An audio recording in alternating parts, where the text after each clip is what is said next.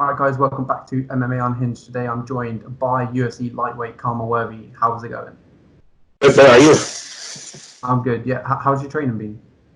It's doing good, man. I just got back to training full time again, so been working. I'm exhausted now. I've been training all day, teaching classes and training. Is that full time because the gym was closed because of the virus? Yeah, so the gym's back being open, so students are back to training. And then, of course, because of the last fight, I have a lot of new students. There's a lot of people coming in. Are you starting to train the kids again? I'm pretty sure that you train the kids as well. Oh yeah, I was back. I taught the kids Monday that I came back. I arrived Sunday night, and I was back to teaching the kids and everybody back on Monday.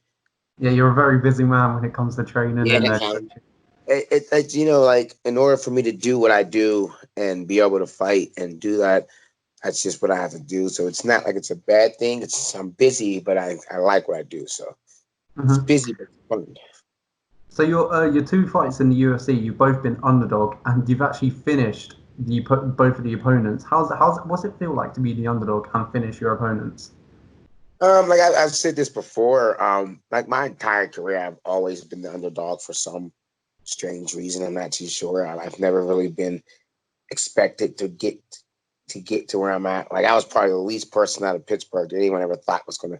People aren't saying that now. They're like, oh shit, I knew you were gonna fucking make it. But I was always the least person. I never really got the hype. I never really got the push. Like getting towards my last regional fights was when I really started. Like there's an organization, 247. They really started to like kind of push me and stuff like that. Then there's another organization, Made Men. They gave me another main event. So I'm like, I was always like entertain. I was giving entertaining fights and stuff, but no one was really ever helping me push my career in the right direction until like my last couple of fights and stuff. Do people need to stop sleeping on you? No, it's cool with me. Shit, I'll sleep people. They keep sleeping. I'm cool with it. I suck. I suck. I'm horrible. I'd rather tell people I suck and they sleep on me. I don't think anyone. I don't think any. I don't. Luis Pena didn't sleep on me. I don't think Devonta slept on me either.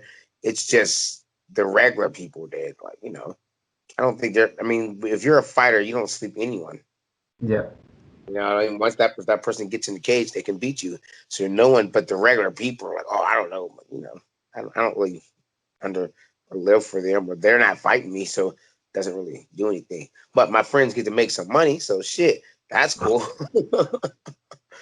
As you mentioned there, that you beat Luis Pena and Devonta Smith in your two fights in your UFC career, and that was your two fights in. They were both your fights in UFC career, and they were both tough fights. How does it feel to beat two tough guys in your first two fights in UFC?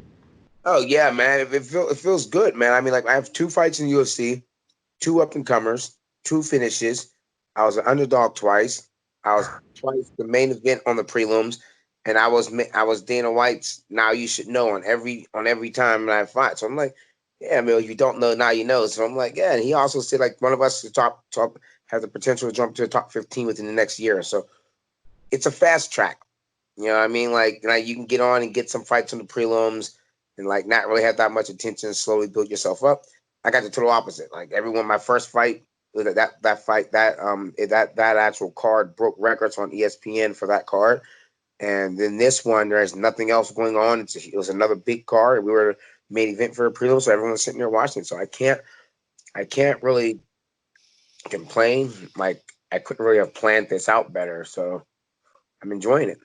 Which one of them two fights was most memorable for you? Definitely the first one. There's nothing like the first one. Nothing like that. Because If that I'm was correct, just insane. yeah, if I'm correct, you and Smith were friends. Yeah, we're still friends now. So I mean, actually, it sucks because his sister, Passed away. Yeah. yeah, his sister was murdered. I saw that. I was so fucking disgusted when I saw that. So yeah, I mean, like we're still friends. I mean, like we're that's still my boy. I was actually was gonna contact him to start getting some work before I actually saw that. So What was it like to fight a friend in your UFC debut? I hate it. Yeah. I hate everything. I'm never fighting another person that I'm cool with. Like there's no way around it. I'm not fighting. So because like how Usman and then we're gonna fight, I could never do it. Like an actual training partner. like someone that's been working with me, helping me get ready. I could never do it. Like, just if we're both in the UFC, no, we're both making money. Why do we need to do this? Someone's going to get set back. Like, someone was like, oh well, if you fight your friend, then like someone's going to make money off you, it might as well be them. But fighting a loss isn't just about money. It takes something away from you. Like, you get set back. Like, there's so much more than a financial thing. You know what I mean? But so I hope I would never fight a teammate ever. Did you feel like Go ahead. Did you feel like you were so unlucky because it was a UFC debut? You were 14-6 outside the UFC, and you thought, "Oh, this is the first time I've ever got a shot in the UFC, and I'm fighting my mate." Yeah, I was like, at first my little brother, because we were like talking about that before, because when his opponent got pulled out, and I was like, nah, I wouldn't fight him. And then my little brother found out I got the offer. He hit me up, was like, I remember my little brother and my boy Mark, because they thought maybe I wouldn't take the fight. But like, when it was offered at first, I was like, no. But when they actually offer, I'm like, you can't turn down an opportunity to get to the UFC. Like, you just can't. Like, so it is what it is. So as we mentioned, as I mentioned just then, you were 14-6 outside the UFC, and you were 32 years old. Did you still think that the UFC call was gonna come? No, I wasn't aiming for the UFC. If you go to my Instagram before I got to UFC, I was trying to get the One Fighting Championship. I was trying to get to Brave. I was trying to get to Professional Fight League. I was trying to get to Bellator, because UFC was just snagging up people. Of course, like, everyone in the Contender Series was young, or they had like almost basically perfect records. Like, for the UFC, it's all about image. It's all about image. It's all about how it looks when they put it up on the screen. Like, this guy's 18-0 or 18-1. He's 23. And he's the fucking next big thing. Yada, yada, yada. He's chewing bubblegum. All this dumb shit. That's because they're a business. That's like how they plan things out. So I didn't think I really had an opportunity. And my weight class, there's a billion fucking people. Everyone can make 155. So again, I'm stuck. If I was 185, different story. I'm like, yeah, I can get into the UFC, no problem. There's not a lot of 185ers. If I was 205, I can get into the UFC, no problem. If I was heavyweight, I would have been in the UFC like fucking 6 years ago. Like, that's just the way it is. But my division, there's just too many athletes that can do nothing else besides fight. You know what I mean? Like, especially if you're a wrestler, there's nothing else you can really get into if you're a smaller wrestler or done anything like that. But fighting, you know what I mean? Like, that's really all you can do. So, I didn't think I was going to make it to the UFC. I was still pushing to, but my objective was to make it to One Fighting Championship or Bellator. Like, just the marketing, how they do their marketing, I thought I would fit in better in like One Fighting Championship. Just my fighting style, I come to fight. And I was like, all right, well, like, it's over there. Like, the Asian market's just a little bit different. They appreciate the fights a little bit more. Not really an age or anything. They just want to see someone coming willing to throw down. They like that more. So I figured I'd probably end up getting in there or something. Do you still feel the same? Like, you were better off in one championship? I like working for the UFC. Of course, it's the biggest organization in the world. But I would like to soccer kick someone. So maybe after my UFC career is over, I'll go to one championship and be like, hey, can I soccer kick somebody? Give me a couple fights. I think that should be legal. I was talking about that the other day. I don't get why it's not legal. You can grab my heel and twist it. You can grab my ankle and twist it and blow my ankle out, but I can't fucking soccer kick you while you're trying to do it. That's the dumbest fucking rule on earth. It's stupid. But maybe even Ryzen. You're allowed to head stomp in Ryzen and soccer kick. Yeah, as you should be. You know what that would do? That would stop people from taking lazy fucking shots. You wouldn't be doing that fucking crawling on the ground shit because you get soccer kicks. You'd be like, yeah, I probably shouldn't do this. You wouldn't be sitting there scooting your way into grab somebody's leg like a dog scooting to get there because a motherfucker can soccer kick you in the face. Even though Gary Tonin does it, he's a jiu-jitsu specialist and he fights for One Fighting Championship and he makes it work. So it's not like it's impossible. It's just another set of danger that I think keeps fights move a little faster pace. Like, imagine if you sprawl on somebody, you can start kneeing them in the head. You wouldn't just be laying lazy with your takedowns and like holding on to guys. Like, so many people would like not be able to do what they do now if you were to bring those rules into play. I think we should bring them back. So as you said before, that you'd prefer to go to one championship. So now you're in the UFC. Do you feel like you would prefer now you're in the UFC, experience the UFC? Do you feel like actually I want to be in the UFC instead of one championship? Yeah. You know, I mean, like you built your stock up in the UFC, you can go fucking anywhere. You know what I mean? Like, yeah, if you built your stock up in the UFC, like I win 5 fights and straight in the UFC, I can go anywhere. Like, the money's the sky's the limit. You go to one fight championship, you win 5 fights. That doesn't really do anything for you. Like the UFC is like the official approval of the stamp of approval. Like, you know what I mean? I can build my gym off of me just saying I'm the only UFC fighter in Pittsburgh area. And that's that. I mean, like people don't really know unless only like real serious MMA fans know what one fighting championship is. They never had a show in America. Now, if I was in Singapore, it's a different fucking story. But like over here, like the UFC is where it's at, and like there's just more opportunities, way more money to be made. I can make way more money. Like, don't get me wrong. If I was to get big in the UFC, then maybe other organizations would pay to get you to go there. But the only reason they pay to get you to go there is because you were big in the UFC. You know what I mean? Like the attraction is only because of the UFC. It's not because of the fighter. Like they didn't pay for those fighters because they was those fighters. They paid for those fighters because they were stars in the UFC, and now they could say they had a UFC star in their organization. So, like Vito Belfort going to one championship. Right, exactly. I mean, Eddie Alvarez, all those guys. They're like even Sage Northcutt. They're hot because they're UFC fighters. They're not. It's not even. I mean, like don't Eddie Alvarez. His skill set, obviously, Demetrius Johnson, Vitor Belfort. Like he obviously has skill set, but he's also older. But he's still an attraction because he's a former world champion. He's a former UFC champion. Like he's fucking Vitor Phenom Belfort, even though he's like 44 or something now. But still. Like they can use. I mean, like they have Bob Sapp fighting and shit. Like Bob Sapp can still sell arena out. He's fucking Bob Sapp. He gets hit twice, goes down, goes up. Motherfuckers still pay to come see him. So they'll definitely pay to come see Vitor Belfort. It's just about being entertained. I don't think America is too far behind that. We've gotten 2 title shots off of losses. We're right we're creeping up behind that. Like in the UFC, 2 people have gotten title shots off of losses. I'm like, oh, okay. How's that fucking possible? But Aldo just got one, and then there was Romero got one, right? Yeah. Romero's was off.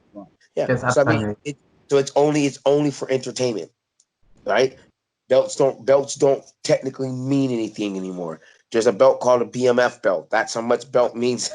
Like that's how much belts mean, and people consider him to be like better. That's better than the champion. Like it's all about entertainment. So for me, I'm like I'm going to be entertainer. I mean, I am naturally. My fighting style is entertaining. So technically, I want that belt, Masvidal. I ain't fighting your big ass for. He's big as shit. It's crazy to think that he used to make 155. Yeah, he can meet me at 160. I mean, Masvidal used to fight at 55, but that's a fucking that's the same time I used to fight at 145. Those were eons ago. Those are such a long time ago. Not happening anymore. What was it like to make 145? It used to be easy peasy. I used to make 145 like that. How come you moved the switch? I walk around 185 pounds, and 145 just became like I got older. I put on more muscle. And over like 3 years of me lifting consistency with my strength coach, and just getting older, the density of my bones, like holding weight, getting stronger. My back got bigger. Like if you see some of my pictures of me at 45, and me now, I mean, like I'm kind of look the same, but I also look completely different. So, as you mentioned earlier, when you get into UFC, your stock goes up, and you're 2-0 against really, really, really good high-level opposition. Do you feel like your stock has gone up? Oh yeah, my stock is high as fuck right now. Like, because Brok Weaver was saying, like, I was asking for Brok Weaver fight before he got to UFC, and he's like, oh, I want to fight. I'm like, yeah, but the juice ain't worth the squeeze. Technically, it's like. I mean, like, it would be like, I thought he'd be a fun fight, but like, what do I get out of the fight? Where does my stock go? Only one person benefits from me fighting Brok Weaver, and that's Brok Weaver.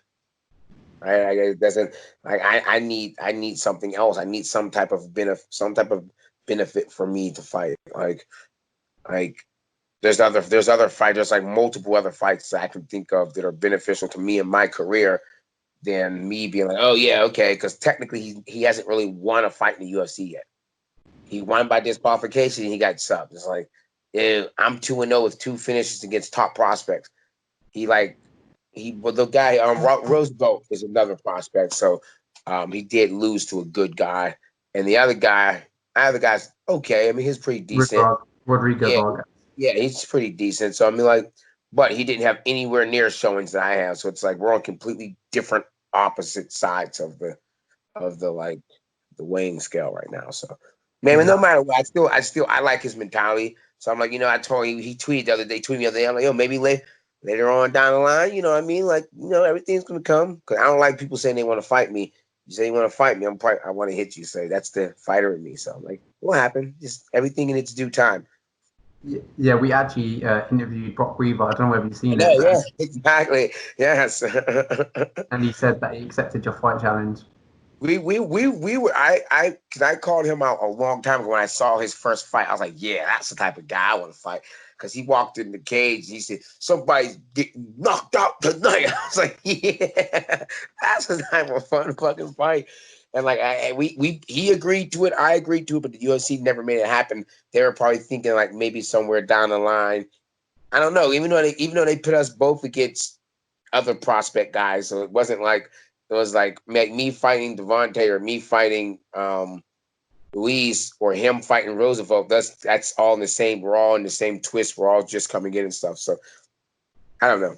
The matchmakers do their thing, but I mean, eventually it'll happen if he's still around in about a year and a half or 2 years or so. We'll get down. So we go back to your UFC debut. Where was you when you got the call for your debut? I was fucking sleeping because I was out drinking the night before. I went to a Common concert with my man Kurt. I really like old school, like real hip hop, not that fucking mumble shit.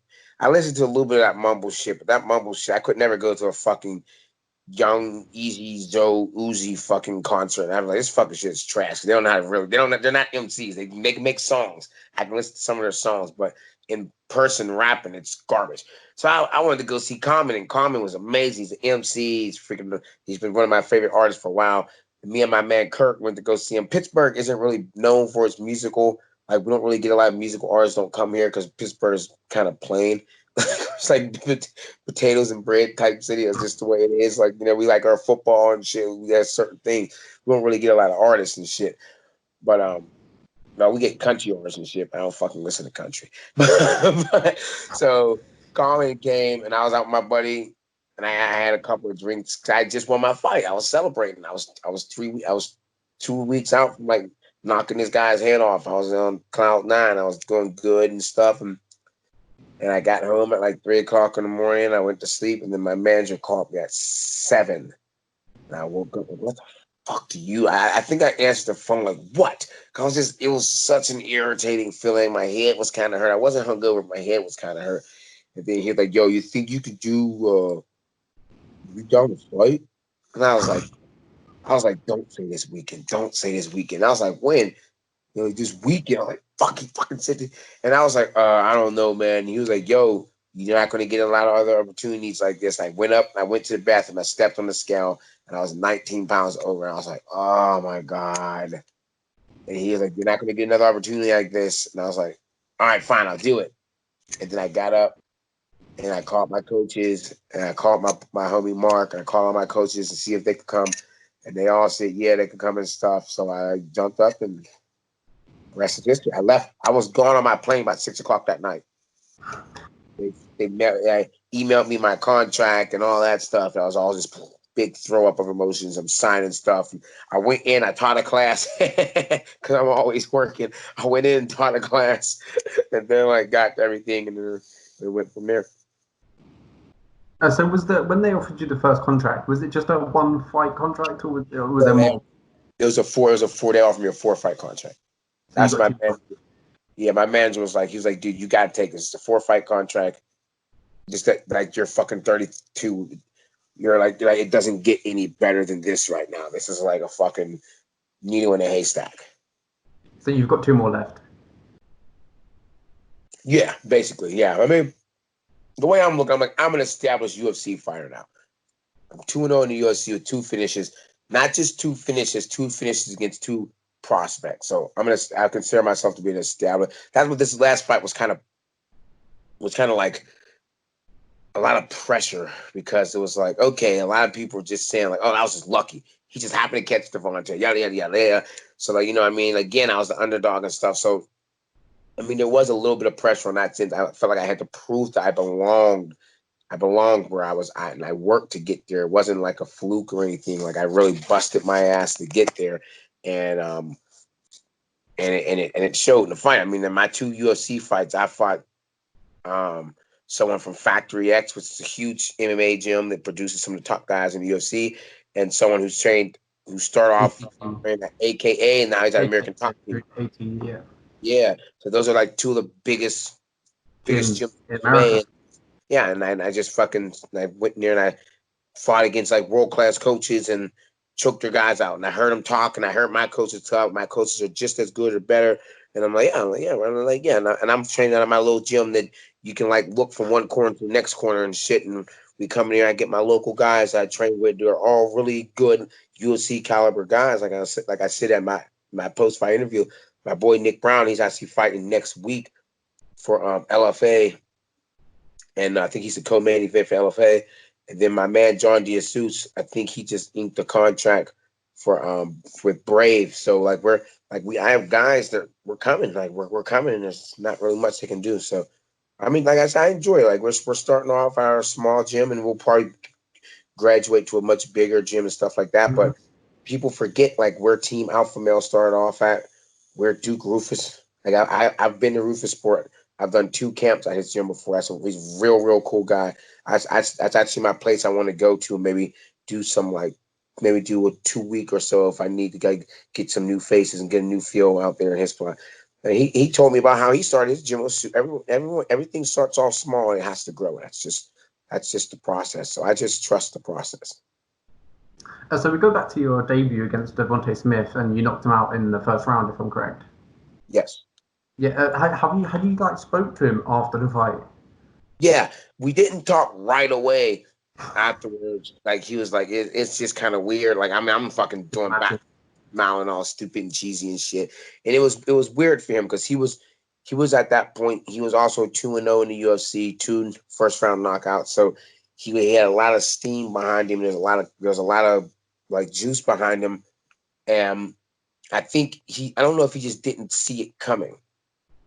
You know, like even though we had trained before and we had done stuff and he knew I was good, like he said in one of his interviews, he's like, yeah, but I'm training at a UFC gym and stuff. Like, I don't mean shit, dog. Like coaches is everything. Coaches in the fighter. I mean, like those, like those Brazilian guys are a prime example of that. Like they train in a little gym and they got like, small beer, and they'll fuck you up. Like your large gym don't really do anything. So it's just about the effort that you put in. But I think he had it. I tell my fellow training partners. In fact, I was training my man John yesterday. And we're at the end of the pad work round after sparring. I'm tired. He go, come on, man, you a UFC fighter. I'm like, dog. I was joking around. He was joking around. I'm like, dog, we're fucking regular fucking people. You ever watch UFC fights and see motherfuckers get tired? Because they're just regular. They're regular. We're regular fucking dudes. Like we get tired just like everybody else. Sometimes we're lazy. In fact, a whole bunch of motherfuckers are lazy, missing weight and shit like that. That's a sign of being fucking lazy. And like all because like I think people get twisted like, oh man, you're in the UFC or you train a bit. No, like I'm about 90% of you guys in the UFC can get beat from guys on the regional scene. I'm 100% sure of that. I am like 100% sure of it. Now there's the cream of the crop. There is a different level. I'm not saying that they can always perform. Being in the UFC, you get used to performing with the lights and stuff. But skill wise, there's motherfuckers in the UFC who I'd be sitting there watching these fights, scratching my head like, who the fuck let this guy out? Who the fuck? But like they're in the UFC. It's too late and they're there already. That's the way it is. As you were mentioning earlier, that you keep him busy, you do your coaching, you do your fighting, for yourself. And but do you do any coaching in the corner for your teammates? Like as you said, you mentioned that you and your teammates are fighting next week in LFA. Yeah. Yeah, but he actually he has my man Nick Brown. He actually owns his own gym in West Virginia. So he comes up this way, and I go down his way sometimes. That's like we both run our own gyms and stuff. But he actually has his buddy that's going to be in his corner because they're only allowing one cornerman for LFA. They're only allowing one cornerman. Yeah, there's only one cornerman. I think someone wraps their hands and you have one cornerman. So he's only bringing one guy as his main training partner. But I corner all of my training partners. My buddy is fighting for Brave. I might be going out to corner him, all depending on when it is, and if I get a fight like that, that's all up in the thing. And then my other buddy Rocky, he's fighting. He's making his bare knuckle fighting debut, so I might be cornering him and stuff. So I corner the amateurs. I corner the pros. Like my man John is fighting for Brave. Like I said, I've cornered all of his last fights and stuff. I tell people, I'm like, yo, I teach the class. I teach the fighters. Pro fighters, I have them work with me as well. Like, so people want me in their corner and stuff. I corner them. Yeah, I enjoy cornering. What's the best? Oh, sorry, I almost swallowed my saliva. What's the best experience you've had cornering? Oh, so I'm what you call a trash talk corner, right? Do you talk to the other people? Yeah, I'll scream out stuff. Like my man John, he loves it. Because like when I'm cornering people, if your opponent does something real garbage, I'm like, that's trash. He's garbage. He has no step. And I'm like, look at that. Here he comes. He's desperate. And I'll just like call out. If I can see they're about to do something, I'll make it very vocal and very loud because it makes the person not want to do it again. Because they start second.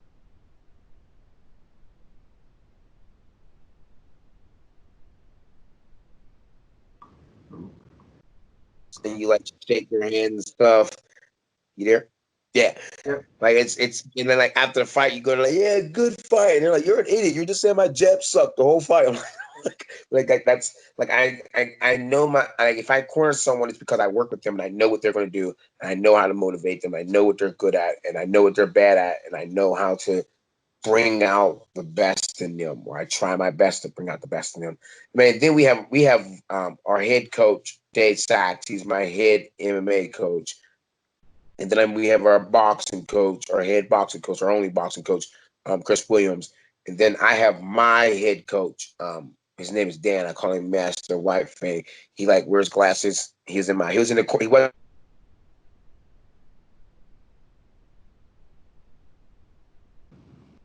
What was I talking about? I talk a lot. But yeah, I mean, like as for me cornering people, yeah, I corner whoever wants me to corner them. I corner the amateur fighters and stuff. So just take it from there. So after the Devonta Smith win, you fought Luis Pena, as we mentioned earlier, and I'll quickly look at my question. And you finished him by guillotine choke. How did it feel to get another win against a great prospect? And you finished him by guillotine choke because this is Luis Pena. He's really good on the ground. He controls a lot of people on the ground. Yeah, I mean, like he controls a lot of people, but he doesn't control. He controls a lot of people. They engage in how he's fighting. Mm-hmm. I have to make sure I don't engage. Like I grapple and I wrestle and I do jujitsu. I just don't do it like everyone else does. It's completely different how I do it. Like I can feel when someone's desperate. Like I said in my pre-fight interview, because they were like, Luis Pena said he's gonna stand in the middle till someone goes down. Like, yeah, okay. Yeah, fucking right, dude. I know you're like I said, you're on American top team, man. They're gonna tell your ass to shoot. I know that's gonna happen. They're gonna tell you once you're getting outstruck to shoot. And he like actually my first takedown, I actually slipped. I watched the film. I couldn't understand how he got the side control so fast. But I slipped and my feet came together and he just ran forward and my feet went out and he put me in the side control. But he did. I mean, like I think he's gotten back control in all of his UFC fights, in all of them. And I knew we were going to get there at some point in the fight. So when we got there, I didn't panic. I stayed relaxed. And I waited. He was a little bit weird on the back. He was a little bit different because of his size. But I waited for my opportunities and I rolled. I did my thing. He did hit that good, whatever that reversal that hit was really good. I went for the choke at the end of the second round. I was stupid. I should have just stopped the takedown because I was trying to force a choke. But he was still, his hand was still reaching up properly. But I mean, I knew he was going to give me a choke when we took the fight because I'm like, he's going to stop. He's not going to like getting hit. Like no one's gonna like Devontae just doesn't wrestle. Devontae punches like I do. So I was like, what he's gonna do is he's gonna have to punch me. And I knew Luis Pena was gonna have to shoot. Like everyone's gonna have to do something. How did it feel to sink that guillotine choke in? It was funny because I'm like, that's not a way that I choke people. It's a way that I stop you from taking me down. And I'm like, all right, that's a crossbody. I'm like, I got him. I put it all the way up to his neck on the other side, and he didn't move. He just kept pressing. I was like, "Ooh, sucker!" And I locked it up. I was like, "Yeah," I'm like, he doesn't even know. Like I put it on people like training before. And it feels like a regular guillotine, and they run their legs opposite side of their head, and it gets tighter, and then they start to panic, and they tap. I feel like the way. What was going through your head when you had the guillotine? I was like, "Oh shit!" He's probably never seen this before. I'm like, there's no fucking way. He's trained with Khabib and he's trained with Poirier and them. He's never seen me. I guess.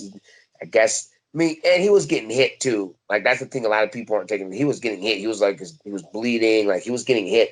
You couldn't really tell because he has that fucking his beard is so fucking regal. He looks like a fucking lion. So you can't really tell how he's taking stuff. But he was getting hit.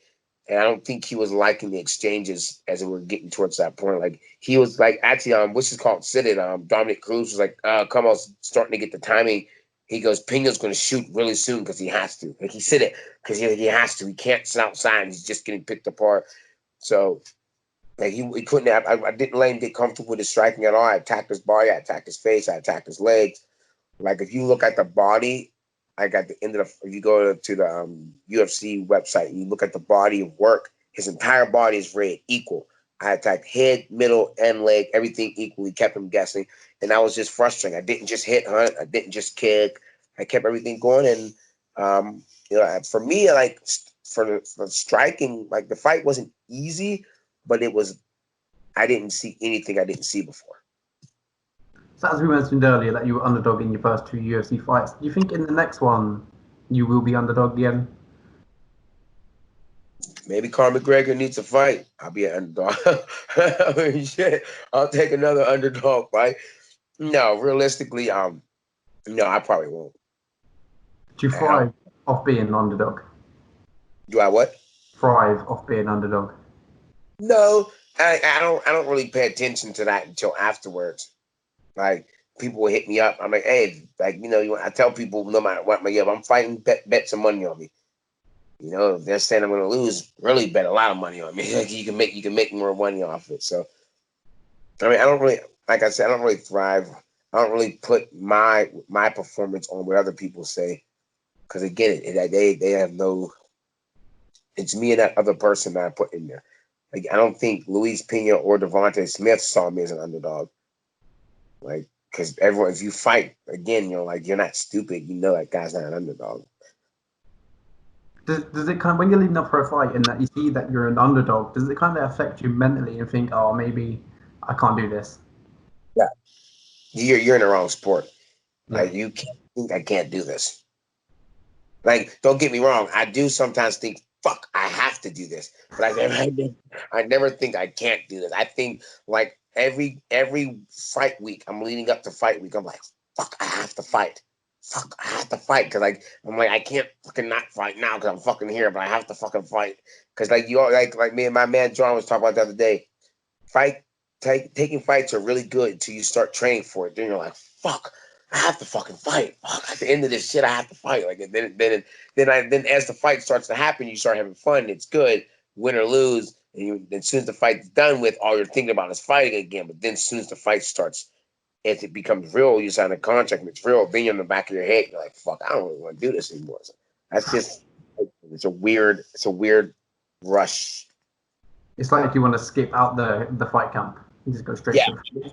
Yeah, like sometimes that would be good. Like seriously, like me personally, I tell people this all the time. If I'm walking to the cage, like if someone was to say, "Hey, dude, you could not fight, and everyone will still be okay with it, and your students be proud of you," you could go take a nap. I'd go over and take a nap. I'd be like, "Yeah, I'm gonna go take a nap," and then I'd eat and stuff, and then I'd feel really shitty about myself afterwards. But at that moment, you offer me a time to take a nap, I'd totally take a nap. I feel like I can take a nap every time I walk out to the cage. So as we mentioned earlier, that you would underdog it twice in your 2 UFC fights. But what if you were the favourite going into your next one? Do you reckon you would deal with that differently? Nope. No, And again, that's not that. Who's making those? the odd makers. Who are the odd makers? Are they like the people that look over the Marvel universe or some shit? Who are they? Pick'em, UFC Pick'em. So who are the people? Vegas, UFC Vegas odds. So no, man, who are the actual people? Who are the people that pick these? I think it's the people who study MMA. Would name one of the people's actual names. I can't name their names. Exactly. So they're not even fucking real. It's not even, it's not real. I'm like, dude, it doesn't mean anything. Like that doesn't, like, it's not a reality. Nothing's stuck in stone. They're not like some creators of the magic MMA world and they know what's going to happen. Like, no, because obviously they're fucking stupid. They had me as an underdog fucking back to back now. They don't make any sense. Like, like they think they have obviously there's an algorithm and there's a way they think they can set things up. But fighting is not about that. Fighting has nothing to do with algorithms or anything. We're not playing baseball. You cannot like do like stats on MMA fights and figure it out. You can do it to a certain degree, but if that fighter if that fighter does one thing differently than he did the last fight, you're fucked. Completely fucked. You're like, oh shit, he doesn't do that anymore. Oh shit, he doesn't do that anymore. Oh, my calculations are off, and it's out the window. It's unlike baseball. You can't really change, right? You can't really change how you play basketball. Even if you play football, if you have a certain type of defense, it takes a whole off season to change how your defense plays, right? In MMA, it doesn't take that. A fighter can sit there and work on something diligently for 6 months, and then they can use it effectively, right? A new submission you've been working on, this or that. And so saying that you have a certain, like you think you know how to fight, or at least in my world, I'm always constantly under construction as a fighter. So we move on to a different subject. When would you like to get into the Oscar next? I'm looking to hopefully fight about in September or so, September or late August. Any card that you would like? You? Any card. Yeah, well, yeah. I mean, I definitely still want to fight Adaman Azatar. There's a couple other people. I said I wanted to fight Yancy Medeiros because he like I say, I think he's a veteran of the sport. He's been there for a while. There's a couple of other 55ers that are undefeated. I think they said something about Steamroller Provola said he wanted to fight me. I didn't see it, but someone said he wanted to fight me. That would be a fun fight. And there's a couple other guys too that I think would be cool. So there's, just like I said, there's like 80,000 fucking lightweights. We kind of mentioned this earlier that Brok Weaver actually accepted your fight challenge, but he was saying in an interview that he wants to get one back for ATT. Is that a fight you'd be interested in? Maybe not next, but maybe a few years, as you mentioned earlier. Oh yeah, I mean, if he wants to like try to get one back for ATT, that's kind of weird. But yeah, whatever. Like he's like, well, I want to get one back for ATT. I'm like that. I mean, he just started there, and Pena just started there. It isn't like he's been there for 80 fucking years or something. But I guess it's a way to build up. I mean, see, I'm a realist. Like for him, he's probably like trying to build up a fight. I'm like, that's fucking stupid. Like, what do you mean? Like, I mean, I don't know. Like, yeah, I mean, like if he wanted to get one back for ATT, then yeah, I mean, like eventually down the road or whatever, at some point we could fight. Fuck it. He said that you were calling him out, and now he accepts your challenge. What was the reason that you were asking to fight him in the regionals? As you kind of mentioned earlier, that you liked his style and you thought that's the guy that fight. I was just trying to get a fight, and he seemed like like a fun fight. I watched his thing on the Contender Series, like, okay, that's the guy I want to fight. I watched Azatar Automatic. I was like, okay, that's a guy I want to fight. Like anyone that seems like a fun fight, I was just like, hey, you want to fight, dog? Make some money, make 50K. Like I'm not. There's certain fights that I watch. I'm like, that guy's fucking boring. He's like watching a potato get baked in the oven. It's fucking boring as hell. Like, and it takes two to tango when it comes to fighting, right?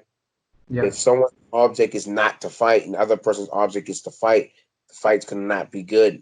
If you need two people that are willing to fight, so. If there was one name that the UFC said, if the UFC came to you that you said you can have anyone in your next fight, who would you like? Depends on what they're paying me. Same contract. What you're on now? Oh, that like okay, just give me Azatar Ataman. That's the fight that I want. I want to finish that fight. I've trained and prepared for that fight, so that's the fight that I want. So when your contract is up after 2 fights, I feel like this is going to be an obvious answer. You're going to try and renegotiate your deal and try and get some more money. Is that what you're going to try and do? Oh yeah, I mean, like, you know, that's the reason we fight is for gold, you know. But yeah, I'll see what my manager would do and reset stuff and sign. Because I just saw what's his name? What's that Brazilian girl, Amanda? Like, I love her. She's made like 16 and 16. I'm like, God damn. And she's out there beating girls' asses and everyone's watching. She's made 6. So yeah, she's definitely due for a contract update as well. So she smoked Paige Van Zandt. She's funny as hell. I want to meet her in person at a car. I want to get on the car with her. She's just I've watched all of her fights, and every time she wins, she's like so fucking excited. I'm like, that is like, just, you can feel the energy coming through the TV. That's just like good energy. I like that shit. If you don't mind me asking, what do you make? Huh? If you don't mind me asking, what do you make? For my fights? Yeah. Oh yeah, you can look it up. My last fight, I made 14-14. Yeah, I made 12 and 12 for your first one. My last one was 14-14 because Luis Pena made twice what I made. I was like, motherfucker, damn. I mean, like, you know, it's the fight game. That's the thing. I'm not like trying to fight because people are like, oh, you should ask for a top 20 guy. I'm like, why? That guy's probably making 20 and 20, or he's probably making 50 and 50. So he's making 5 times what I'm making. I'm not, and I'm going to take more damage because he's a higher level writer. As I said, for me, it's all about what amount of money I should be making. Right? I'll fight Francis and Gunn if they put the right fucking price in front of me, the right amount of numbers. Me and Francis can get that work. But I'm not gonna fucking go fight somebody for like, let me fight a top 15 guy for 14 and 14. Get the fuck out of here. It's gonna cost you about 10 grand for a camp because you have to prepare properly. So when it does come to renegotiate your contract, you reckon your price tag is going to go up? Yeah, I mean, as long as I keep doing what I'm doing and stuff like that, I don't really like to anticipate or overthink anything like that. But I mean, like I said, I've been to main event prelims. Dana White said twice, as these are the guys to watch, 2 cards back to back, and I have 2 finishes of 2 top prospects. That kind of speaks for itself. Lastly, in my interview with Brok, I asked him if he had any words for you, and then he said he wanted to get the fight on and go get this bonus when you fight. And he said that he accepts your fight challenge and he wants to fight you next. Did you have any words for Brok Weaver? Nah, man, I'll see you soon. I'm like, I saw that. I was like, nah. I'm like, he's trying to get a fight. I get it. Nah, I'm like, you know, Brok Weaver, I'll see you when I see you, dog. You know, we'll crash at some point. Like, it's inevitable. I don't overthink everything. I'm like, you know, I mean, like I said, right now we're at completely different points of our careers in the UFC at this moment. Our 2 fights in, we're at different points. Like, it's just, like I said, I want to get that fight. Now, don't get me wrong. Like, if that's what that's all the UFC has to offer, I'm like, fuck yeah, I'm gonna go in there, I'm gonna fight the fuck up Brok Weaver. That's cool with me. But that's not. I'm looking to make the right fights in the right direction to get me bigger money fights and to get me closer to the top. Like, that's not a step backwards because I'm not trying to disrespect him like that, but it's a lateral movement that I don't need to make. Yeah, well, I think that's all I've got for you today, Khama Worthy. Thank you for your time. Awesome, bro. Thank you. Good luck in your next fight. Thanks. Bye.